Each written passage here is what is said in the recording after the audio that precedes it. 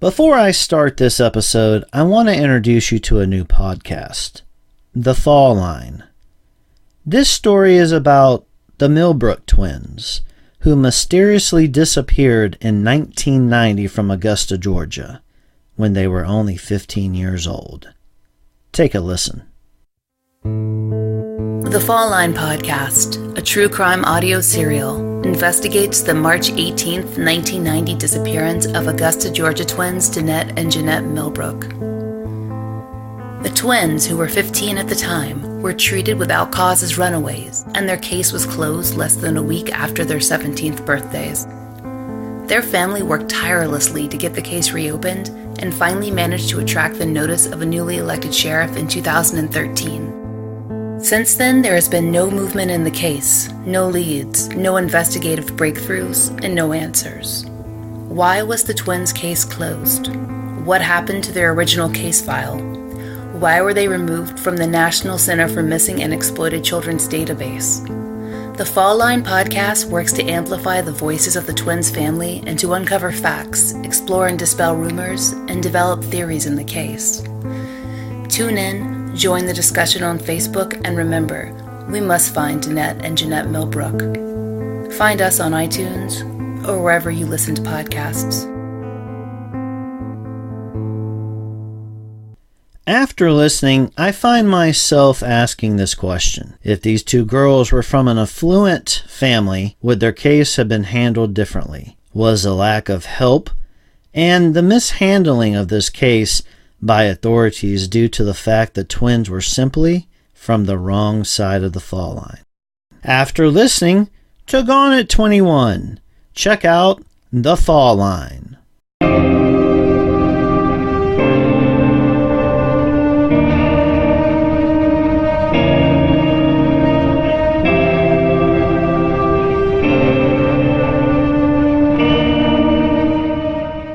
2 weeks to about a month after Katelyn went missing, I remember John wanted to take some of Katelyn's things down in his room. More specifically, like drawings, like things that said, like, I love you to John from Katelyn, some of her paintings from school. There's actually this really neat one that she made that was hanging up above his bed that he wanted to take down. Some of her belongings that she had left there. Seemed to remember like maybe some necklaces or something that she had like hanging up. It just seemed odd, that he wanted to get rid of it so soon, considering she was still missing at that point. It was like it was almost too easy for him to move on. It was just so quick. You say he wanted to get rid of it. Did he get rid of it? I'm not really sure if he did get rid of it or just took it down. I don't know what he did with it.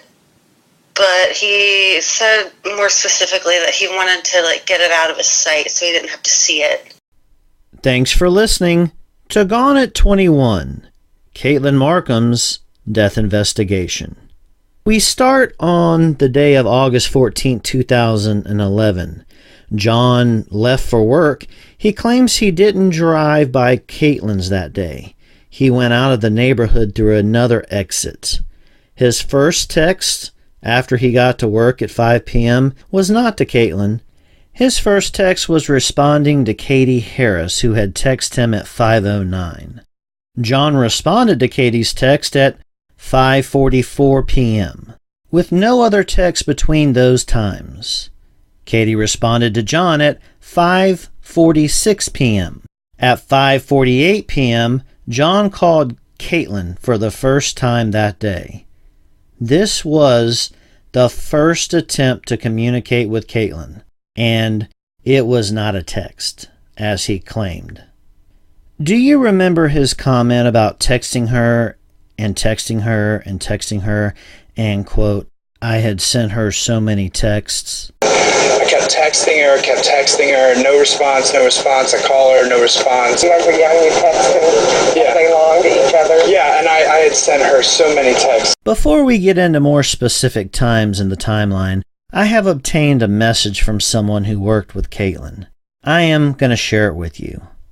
I'm not going to reveal who the person is. I've tried to message this former co-worker of Katelyn's on Facebook twice, and I called her twice. I did speak to her husband, and his first question was, is she going to be subpoenaed? After assuring him this case wasn't that far along, and I just wanted to confirm her comments in a message that was in reference to the Katelyn Markham case. He said she was gone and that he would have her call me when she got back. A week or two later, I kind of figured she didn't get that message, or she just didn't want to talk to me. But I called back and got the voice message. I left a message and never received a return call. So now to that co-worker's message. She, Katelyn, did not show up for work that day. We were waiting around thinking she was just running late, but she never was late. She was always early. About 20 minutes after her shift started, John came in to see if she was there. He said he could not get a hold of her.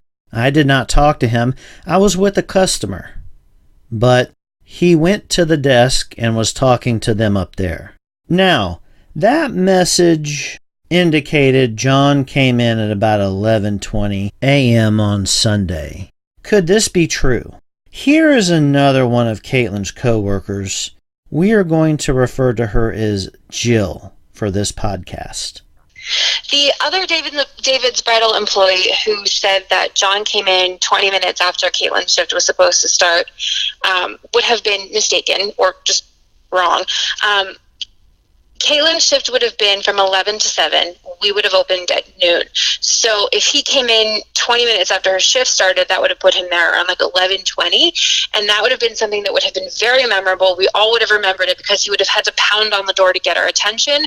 We would have been in the back of the store. We would have been at any of the various like computer kiosks, making follow-up calls, or having a store meeting at the front of the store at 11:20 on a Sunday morning. So it's not... He would not have been able to come in at 11:20 on a Sunday. Maybe the other co-worker meant John came in after the store opened, which would be 12 o'clock, so he would be there about 12:20. But she won't contact me for comment. Maybe she was just looking to insert herself in an attempt for recognition back in 2011 and doesn't want that anymore in 2017. Or maybe her times were off, and he came in towards the end of Katelyn's shift. What's the latest time he could have gotten in the doors at the end of the shift? 6 o'clock. I mean, if we latched the doors, we sat and watched the computer and like ran to the door at 6 o'clock and locked it. So he could have gotten there as late as 6. If he would have gotten there later, it would have been, again, like a pound on the door type of situation where it would have been really noticeable and it would have been something that we would have remembered. But that time and that incident is going to go unfounded because someone doesn't want to call me back. If that coworker who said she saw John come into the store wants to confirm what she said in 2011 or what she typed in 2011, let me say this. You have an open invitation to contact me and discuss it. Let's get back to the timeline. At 5:49, a text was sent from Katie Harris to John. At 5:51 p.m., Katie Harris texts John back. John has still not texted Katelyn once. 5:59 p.m., John called Katelyn a second time. 11 minutes after his first call. That's a quick turnaround.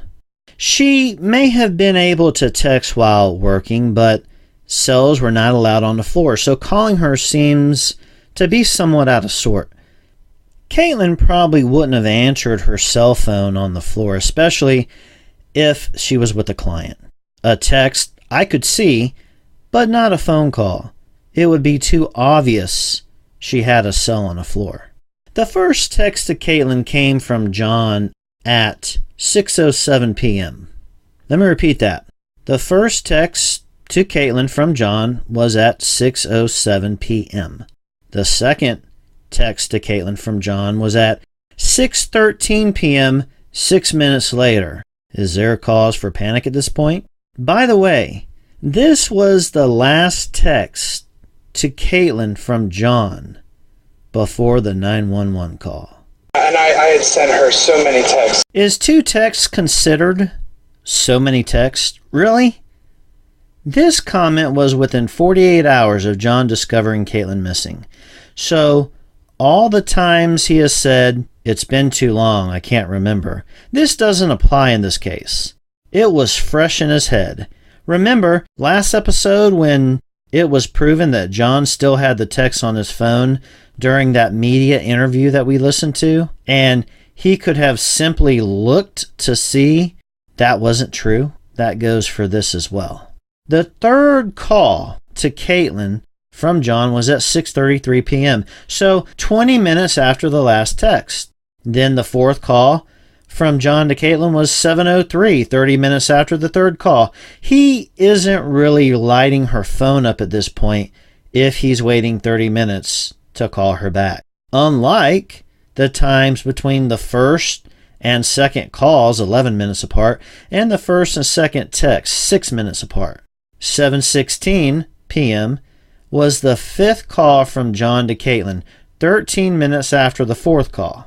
2 minutes later, 7:18 p.m., John called David's bridal. Now, 2 things. One of John's relatives said he didn't call her work because employees were not allowed to receive personal calls. This statement was made after someone on Facebook questioned why he didn't just call the store, but he did. So this family member was making excuses before even knowing the true facts. Second, the store closed at 6 p.m. on Sunday, so John would have been calling an hour and 18 minutes after someone at the store would have answered. Let's hear from Jill. That particular Sunday, if I recall correctly from all the conversations that were had about Katelyn going missing and everything like that, I believe the crew was out of the store by like 6:15 or 6:20. It had been a light evening and no brides had come in, and we would start to clean the store by like 5 o'clock. And once we locked the doors, the customer service representatives could start counting the money, and once they did that, we were good to go. The subject about what time John believed Katelyn got off has been going back and forth in several interviews. Let's take a look at this. To check on it and found the dog and everything. Around 7:30. The next day? Yeah, Sunday? because she was supposed to get back from work at around 7:30. At night? Yeah. Okay. Yeah.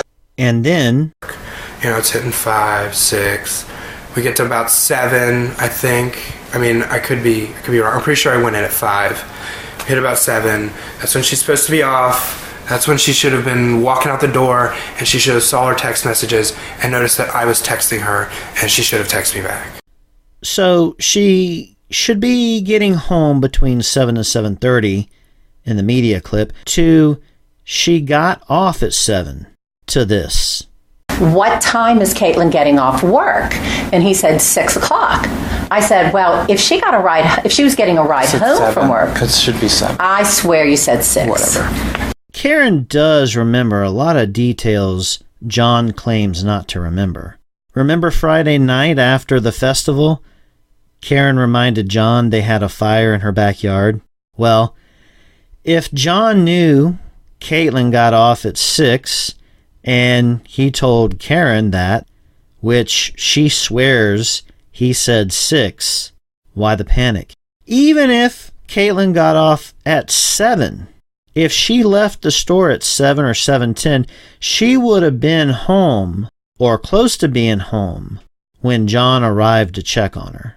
It appears Katelyn's co-workers felt the same way. Here is Jill to explain. The thing that really stood out to me and to all of my coworkers at David's Bridal was the end of day timeline that John gave about working on Sunday, about like when she was supposed to be home from work on Sundays. Our Sundays were typically, we were scheduled from 11 to 7, and we went in at 11 and we opened at noon, and we made like phone calls for an hour before we started, and then we closed at 6 o'clock. So we were there, we were scheduled to be there for an hour on either end of our actual work day. And on Sundays, we were typically out of the store between like 6:15 and 6:30. And that particular Sunday, if I recall correctly from all the conversations that were had about Katelyn going missing and everything like that, I believe the crew was out of the store by like 6:15 or 6:20. It had been a light evening and no brides had come in, and we would start to clean the store by like 5 o'clock, and once we locked the doors, the customer service representatives could start counting the money, and once they did that, we were good to go. So I remember it being really confusing for everyone that worked there, that he said he got there at 7 o'clock and he panicked because he saw her car and she was supposed to be at work. By 7 o'clock that day, she would have been home because she only lived like 20 minutes away from the store. So if they had left even at the latest by 6:30, she'd have been home by 6:50 probably, unless she stopped for like food or something. But I don't know that she did that very often. I really don't know if she did that. And so when he said he rolled up around 7 and he was so scared because her car was there and she should have been at work, her car should have been home. Like, she should have been home by that point. And that has never sat well with me or any of the other girls that I worked with at David's Bridal. John was on his way to Katelyn's house during the call to David's Bridal. But prior to him asking the GM at Papa John's, an employee that was one of John's friends, and actually at the get-together the night before where John burned Katelyn's documents, said he found it strange that John was crying before he even asked to go check on Katelyn. I find that strange as well. Now, we're getting into some very, very important details right about now, so pay attention and grab a pen. Matt Rokamp called John 7:22 and 25 seconds. That call lasted for 5 minutes and 12 seconds. So, at 7:27 and 37 seconds, this call ended. At 7:28 and 15 seconds, John called David Markham to let him know Katelyn was missing. That's 38 seconds between the time John got off the phone with Matt and the time he called David Markham. If you don't have these times down, go back now and familiarize yourself with them, especially the 38 seconds. Let's listen to John explain his arrival in our interview in 2015. I went over there. I think I was talking to Matt while I was driving, Matt Rokamp. And I saw between the houses, I saw a car. I saw her car, and that's where she parked. It was between the apartments. Okay. There's a gap there. Right. So I saw her car there, and while I was talking to Matt, I went, oh my God, her car's still here. It shouldn't be here. Why the fuck is her car here? And so I was like, dude, Matt, I gotta go. I gotta figure out what's going on. I come around the corner. I go up into the parking lot. I park my car. I get out of my car. I go to the door. I immediately put the key in the door, open the door, go inside, and immediately I go, Katelyn, where are you? Katelyn. And I'm calling out for her. And I'm walking through the house trying to find her, and I go straight up to her room. Now jumping ahead to October 2016. This is the first clip of John confirming this same story after listening to himself in the first interview. So you see her car, you say, fuck Matt, her car's still here, I gotta go. Mm-hmm. Okay, hang up the phone, you turn, stop sign's here, you turn the corner, you go up into the drive, mm-hmm. and you park, you walk across. Mm-hmm. Is that the way you remember it? Mm-hmm. Okay. I wanted John to confirm this story again. So we spoke about a couple other things, and then I took a walk over to the large presentation board I had, removed the cover, and went over his arrival again. Just a little note about this clip. Have you ever told a story and stopped at a certain point and the other person fills in the detail? Well, some of us do that on purpose to give an interviewee the opportunity to fill in small details or change the details which change the story. Listen close as John confirms this detail. Let me show you what happened. So, like we said, you pull in, pull up, okay, say, Matt, I gotta go. Oh fuck, her car's still here. I gotta go, gotta find out what's going on. Click, I assume you roll up to the stop sign, you turn, you go in, you park. Mm-hmm. You go across the parking lot. Mm-hmm. You don't even check the door, you open and you go in, right? Mm-hmm. Okay. So that takes 42 seconds. Okay.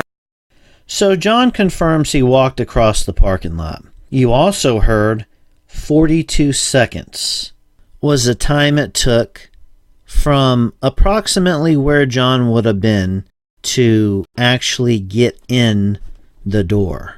42 seconds. I had someone do that test, and then in October of 2016 I conducted my own test. My test was placing my crew cab truck past the stop sign. John indicated after he hung up with Matt, then he said, quote, I came around the corner, meaning he wasn't past the stop sign. He had to turn. So I started closer to Katelyn's door than where John indicated he said he was. I then flew into the parking lot. My truck has twin turbos so it can get on it. I pulled in the spot where John said he parked and threw the truck in park. I didn't take the keys out of the ignition. Threw open my door. I also didn't close the door and was almost at a jog to the concrete in front of the door. That's where I stopped the clock. What I didn't do was start where John said he was after he got off the phone with Matt. I started closer to Katelyn's door. John would have taken the keys out of the ignition. John would have closed the vehicle door. He would have had another 3 to 4 steps on the concrete to get to the door, then would have had a couple seconds to place the key in the door, turn it and open, and walk in. It took me 32 seconds to do this, and I was rushing through it and didn't do everything John would have had to do to get in the townhouse. What does this mean? In my opinion, based on the timeline and the 2 tests that were conducted, the first one conducted by someone else actually started out just about where I started and took that person 42 seconds, but that person took the keys out of the ignition and closed the door. In my opinion, based on the timeline and the 2 tests that were conducted, John would have been in the parking lot when he called David Markham. I don't believe John made it in the townhouse based on his account of how the arrival to Katelyn's townhouse occurred, if that's accurate. Let's remember, John confirmed it was accurate twice a year and 8 months later. Considering what was just revealed, if John called David Markham before entering the townhouse and knowing Katelyn's car was in the parking lot when he arrived, he would have had to go into the residence and go up to Katelyn's room to even discover she was missing, which he certainly wouldn't have had time to do considering his story versus the phone record times. So he couldn't have known Katelyn wasn't in the townhouse at the time of his first call to David Markham, unless he knew prior to going in. Does it make him a murderer? No. But with his story versus the phone record times, does it make me question whether John knows more than what he's saying? Yes, it does. This is also interesting because John said he was in Katelyn's townhouse and tending to the dog for 2 to 5 minutes before calling anyone. David Markham didn't answer John's call the first time. That was at 7:28 p.m. John called David back again at 7:28 p.m. Dave didn't answer. Dave then tried to call John back at the same time, 7:28 p.m., but the call went unanswered. John called his mom, 7:29, no answer. John then called his mom's work on a Sunday at 7:30 p.m., no answer. Dave again called John, and the connection was made this time at 7:31 p.m. That call lasted for 1 minute and 57 seconds. At 7:33 p.m., John tried to call Katelyn twice. 7:34 p.m., Dave tried to call John, no answer. 7:34 p.m., John called Katie Harris and was on the phone with her for 31 seconds. Remember, Katie and John Palmerton were just around the corner and were there in seconds. John then called Papa John's at 7:35 p.m. That call lasted for 1 minute and a second.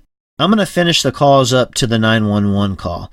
7:36 p.m., David Markham called John. Didn't seem to be an answer.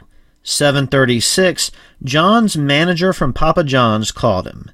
7:38, John called Dave. That call lasted for 2 minutes and 15 seconds. 7:44 p.m., call from John to Katelyn. 7:50 p.m., another call from John to Katelyn. 7:55 p.m., John called 911. Let's listen to Dave Markham's version of John's call to him. It was very, very odd. It was around dinner time. We were eating, and I got a call. It was from John, and I thought it was strange. One, why was John calling me?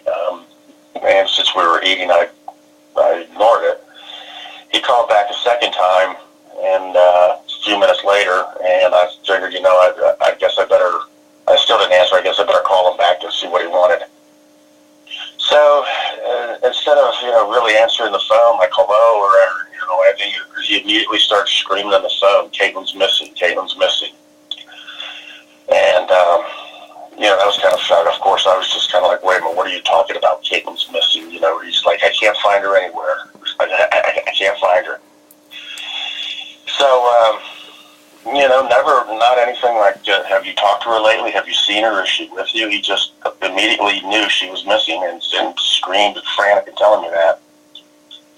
So eventually I went, I was like, "Well, fine, I'm coming over." Just, he said he was at the townhouse, and I said, "I'll be there in a minute," and I went over there. So, come to find out, he'd been in the house and he'd been looking for her. Her keys and her purse were right smack in the middle of her bed. Going into the last interview, I was sure John was going to have an excuse for the timeline discrepancies. I was right. He claimed he couldn't remember when he hung up the phone with Matt. He says this. I would have been in the parking lot when I hung up with Matt. I might not have hung up with him right there, because it would take me time to say, "Hey," and as I'm driving, all of that is happening. Again, I don't remember the exact order of when I called people, but as I said it happened, that's how it happened. I may have even been talking to Matt on my way in and been like, "Hey man, no, I really got to go," and hung up. I mean, either way, that time frame is very varied. I'm not sure. I'm really not sure, and I'm sorry. I really wish I could tell you certainly, but again, it's been 5 years. I could have been still on the phone with him. Mm-hmm. I could have been, because I could have been on the phone with him all the way up the stairs. Yeah. I just can't remember. Yeah. Yeah. And maybe even the instance was I was talking to Matt the whole time, like, "Shit, dude, I don't know what's going on. I'm gonna hang up and call Dave." Right. Or I'm gonna hang up and do that. Right. Let's listen one more time to John's arrival story. So I saw her car there, and when while I was talking to Matt, I went, oh my God, her car's still here. It shouldn't be here. Why the fuck is her car here? And so I was like, dude, Matt, I gotta go. I gotta figure out what's going on. I come around the corner. I go up into the parking lot. I park my car. I get out of my car. I go to the door. I immediately put the key in the door, open the door, go inside, and immediately I go, Katelyn, where are you? Katelyn. Oh my God, her car is still here. It shouldn't be here. Why the fuck is her car here? Dude, Matt, I gotta go.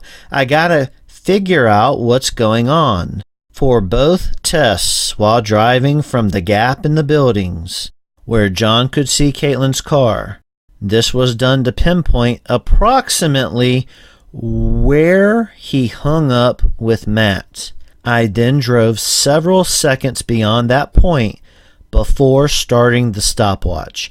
I also read these comments to the person who was doing the first test, so the test could be as close to accurate as possible. During that last interview, John mentioned I should call Matt, but there are several reasons why I didn't bother Matt with these details. Whether Matt said he heard John yell for Katelyn while walking in the front door, or still on the phone when John was in Katelyn's room, there are problems with Matt saying any of it. Before playing these clips, I want to say this. I am in no way saying Matt has lied to me. In fact, I believe Matt has been one of the most forthcoming, honest, and helpful witnesses I've spoken to in this case. But by his own admission, he can't remember a lot back then because of the time that has gone by and the fact that he smoked a lot of weed. Matthew, I'm going to take you back to August 13th, 2011, the last night Katelyn was seen by your buddy John, or anybody for that matter. What were you doing that evening? I don't remember. It's been 4 years, and I smoked a lot of weed then. So the next clip, Matt says he called John back. Again, there's no evidence of a second call from Matt to John. And then, I got off the phone with him, and he tried calling people, and I called him back again, and he said, dude, she's not here. She hasn't been at work. So if you really care, come down here. Next, John has told that story a lot to many friends, law enforcement, people that he knows he tells the story to. It's the same every time, because they tell me. How do I know Matt wouldn't be getting the story John told, and Matt was probably there a lot when John was telling this story to various friends, confused with what actually happened August 14, 2011? I believe the detailed story John gave me that he confirmed twice, a year and 8 months later, is the right version of that story with those details. So we're going to look at the arrival one more time. We're going to take a peek at John's arrival first, and then after the first set of friends got there, we are going to start off, obviously, with John right after he got up to Katelyn's room, and he mentions finding the phone charger. You remember his comments about that? He goes into maybe she's on a blunt run. Maybe out on a blunt run, basically just driving around and smoking, So I called Mary, I called Katie. Those were the usual suspects when it came to when she would go around and smoke with people. Katie Harris, Mary Holloran. So I called those two first after going downstairs and letting Murphy out, and I think I had her keys in my hand at that time or something. I called Katie. She said she didn't know where she was. I called Mary. She said she didn't know where she was. And then I started grasping at straws, and I called a few other people. I can't remember exactly who, until eventually I got to her dad. Then I got to my mom. And then at that point, when I started calling my mom, Katie Harris had agreed to go and look around the festival to see if maybe she went to the festival on the whim or something, Okay. Okay. So I'm in the back pavement, and I get to a point where I'm freaking out. My mom doesn't know where she is. Her own father doesn't know where she is. Her friends, the ones she's closer to, they don't know where she is. This is a lot heavier than at this point I'm lost. Mm-hmm. So I think people showed up, like my mom. I think no, okay. The police were already there. Yeah, when you got there. So I decided that this is serious. I think I called my work and said, hey, I can't come back into work right now. I gotta give my money back. So like the bank and stuff, the money that I owe the store. So I had to go back to the store to give them money, and then I came back. And on my way back, I called the police. Okay, a couple things about this clip. None of the calls that he recited were in order, number one. Number two, he never called Mary Holleran. Katie Harris called Mary Holleran. And number three, he doesn't mention Katie and John Palmerton driving over. Let's listen to John Palmerton's arrival story. So, I remember, like, Katie had come and picked me up, or I came to her house one of the two. Me and her were hanging out, and we were doing a smoke drive through the neighborhood. Mm-hmm. And that's when John had called and said that he couldn't find Katelyn. They was at her apartment. Like, we were literally like, this is her apartment. Here's the street, like, that's like a little bit up where my mom lives on. We were like driving on the Alpha there, like a little bit past the apartment building when he called. So we were able to just pull a U-turn and get back there in like seconds. Yeah. Yeah, because your house, or your parents' house on Anna and Court, is just like, you could like, yeah, the house wasn't on the corner. You could probably see the building. Yeah, exactly. Yeah. So you got there, and John was there. Was he the only one there at that time besides you and Katie? Yeah. Yeah. Okay. Yeah. And when you walked through the house, tell me what you saw again. I mean, everything for the most part looked like it normally would. Like, you know, for the most part, it was kempt. Like, you know, not that she was a clean freak, but she didn't let it get trashed either. Yeah. Okay. You know, so everything, like, pretty much looked fine. Like, I mean, we kind of, like, looked through, because, like, we kind of just, me and Katie went in after, I'll kind of, like, start from the beginning when we got there, just so to try and not get it too confusing. Okay. That's perfect. Yeah, like, you know, John called Katie, because, you know, her and Katelyn talked on a regular basis, wanted to know if she had heard from her that day, and she hadn't. But we turned around and came back, you know, and talked to Johnny. Said he had looked through, didn't see anything that looked too out of sorts, and kind of like tried to, you know, keep him calm. Mm-hmm. And then after a little bit, you know, he was like, "Oh well, I need to go back to Papa John's and return my money, my bank or whatever." Okay. You know, for the day, because he was like in the middle of a delivery, I think. When he'd come there, like he'd drop off the food, came to the house to see check on the situation. Right. You know, after we got in there, like a little bit after that, he had called Papa John's like, "Hey, I'm going to come bring back the money, and then, you know, I'm done for the day. I'm coming back here to figure out what's going on." Okay. So he went and dropped off his bank, and while he was gone, me and Katie had taken a look through the apartment. At first, we just kind of like looked in the living room, and then we went upstairs and. I mean, things looked a little disorganized in the room, but I hadn't seen a room before to know if it was different from any other time.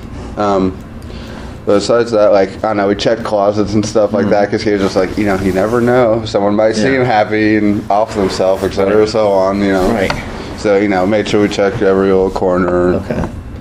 Now, tell me about the dog. Where was the dog? At that time, he had already been chained up outside. Because I'm pretty sure, like, you know, just from my guess, John had gotten there, looked through real quick, and then brought Murphy outside before we had gotten there, or around the time we got there. Katie said the dog was in the bathroom. Was he still in the bathroom when we got there? I thought he was outside when we got there, but I might be wrong. Okay. Yeah, Katie said the dog was still in the bathroom because she saw the dog in the bathroom. And yeah, so I don't know. I know at one point he ended up chained up outside, but you know. You don't remember that part? As far as the exact order. Imagine yourself walking in and then going through and just kind of picture that and see if you could remember that way.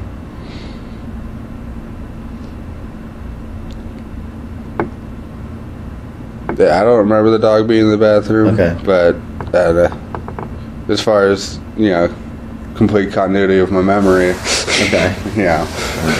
I gotcha. So the dog is chained up outside, and then what? John goes to drop his money off. What happened? You said you went inside, you looked around, you came back outside, and then John shows back up? We did our look through and then sat at the round, outside picnic type table that was out back. Okay. Sat there and probably smoked a bowl. Okay. Yeah. All right. Now, what? Who else showed up? Wait, so you smoked a bowl there? Yeah, while we were waiting for John, I'm pretty sure. Yeah, we smoked while we were sitting there waiting. Okay. Because we were about to smoke in the car when he had called. So I think we just kind of picked up where we left off while we were sitting there waiting. John Palmerton indicated that he and Katie arrived before Matt did. So let's hear Katie's recollection of what happened Sunday, August 14th, 2011, when she arrived at Katelyn's townhome. It was, I guess, the day she didn't show up to work that morning. I guess, was it August 13th? Yeah. No, she didn't show. She didn't show up August 14th. August 14th. Okay. I was at my boyfriend at the time's home, which was right down the street from hers, on Ann Court, and John called us asking us if we had heard or seen Katelyn at all, and we told him no, and he seemed kind of worried because he couldn't get a hold of her all day, and so we went over there to her apartment building in the parking lot, and he's like, well, I don't know what to do. I haven't heard from her. He called her parents and stuff, or her dad. And I believe that's when he called the police. Did you and John Palmerton actually go in and look around? Yeah. Describe to me what you saw. Her house, it seemed normal. Her dog was locked in the bathroom, and her dog was never locked in the bathroom. That was the only thing that kind of seemed odd to me. But, everything was clean. It didn't look like anything out of the normal except that her dog was locked in the bathroom. Okay. So, you went in with John, or you went in after John went in? John Palmerton? Or no, John Carter? John Carter. I went in after him. He said that he had already went in before we went there. Okay. And you said the dog was locked in the bathroom? Yeah. Okay. How did John seem, with that? Was he, you've known John for a long time, right? Yeah, he seemed like he was worried. Okay. No, because he was going to go over to her house during his lunch break so they could eat lunch or something together, hang out for a little bit. And she wasn't there, and they normally talk and text all day, and she hadn't talked to him all day, and he called her work, and they said she didn't come in, and he was pretty worried. Let me say this. The dog wasn't locked in the bathroom when Katelyn was home. And of course, Katie wouldn't have been in Katelyn's house without Katelyn being home, normally. This day was an exception. Katie wraps up her statement in this first interview. And we went back outside into the parking lot, and John Carter was upset. He tried to call her dad. And then that's when he called the police officer. Now, did you take the dog out of the bathroom at any time and just bring him out, and put him on the, did you bring him out with you all at one time, or did you leave him in the bathroom? I'm sure we let him out. Yeah, I think we let him out. I don't know if we brought him outside or not, but yeah, we let him out of the bathroom. Okay. Now I call Katie back a couple minutes later to confirm something. Hey, Katie? Yeah. Hey, I'm sorry. I had to ask you a question. When Murphy was locked in the bathroom, do you know if John did that, or was John like, why is he in the bathroom type thing? Yeah, he said he didn't do it. Okay. All right, thanks. He was unsure. Huh? So, after that, we hung up. Then, Katie called me back. She remembered something. This is J. Ryan Green with J. Ryan Investigations. It's 12:47 p.m., June 1st, 2015. I'm back on the phone with Katie Harris. And Katie just remembered something. Katie, if you want to go ahead and tell me what you remembered. There was a boy that she went to school with. I don't know his name at all. He was in one of her classes with her. He liked her a lot and wanted to, date her, but she was engaged to John. And he was quite upset that she wouldn't give him the time of day. I don't remember a name or anything. That's unfortunately all I have, but okay. I don't know if it could help or not. All right, you don't remember a name or what he looked like? No, I never met him personally. I don't even believe she gave me a name. I just remembered that she was telling me about a boy that was in one of her classes. That he really liked her, and he got upset with her because she wouldn't go out on a date with him. Okay. Thank you very much. I appreciate that. And again, if you have anything else to add, just give me a call back. All right. All right. Take care. All right. Thanks. Bye. Bye-bye. As you heard, that was in 2015. Katie remembers more details, and we exchanged messages. She remembers the boy from Katelyn's school, and she changes some details about Sunday, August 14th, 2011. These exchanges were in late 2016 and early 2017. I'm going to read these texts to you about the boy from Katelyn's school and about what Katie says in reference to August 14th, 2011. This is the reason I played these last several interviews again. If what she is saying is accurate, it would be the single most important statement in this whole case. That's next time on Gone at 21. We will also review the deleted text messages. As I close this episode, I'm going to play a clip of David Markham talking about John and Katelyn's relationship, so there will be no outro music. I should also mention, next episode is going to be my last regularly scheduled episode. I will do future episodes on new evidence or updates in the case, so stay subscribed. Also, new information and updates will be added to the Gone at 21 Facebook page.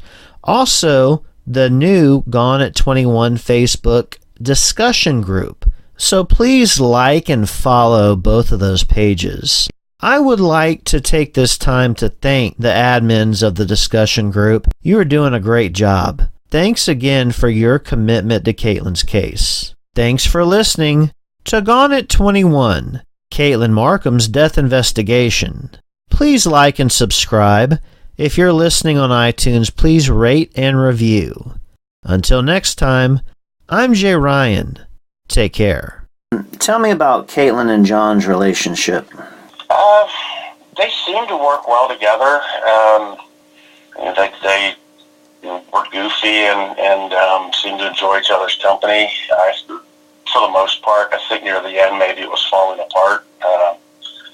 Katelyn had big dreams and big aspirations, and she was going places, and she wanted to, see the world and color the world bright, and John just seemed content and complacent to deliver pizzas all his life. Tell me about your relationship with John. There wasn't much of a relationship. I never really thought he was good for Katelyn, and I wanted Katelyn to, I just thought, I thought Katelyn was settling. I wanted her to just flower and grow and be the person that she wanted to be, and I felt John was holding her back, and I wasn't real happy with that.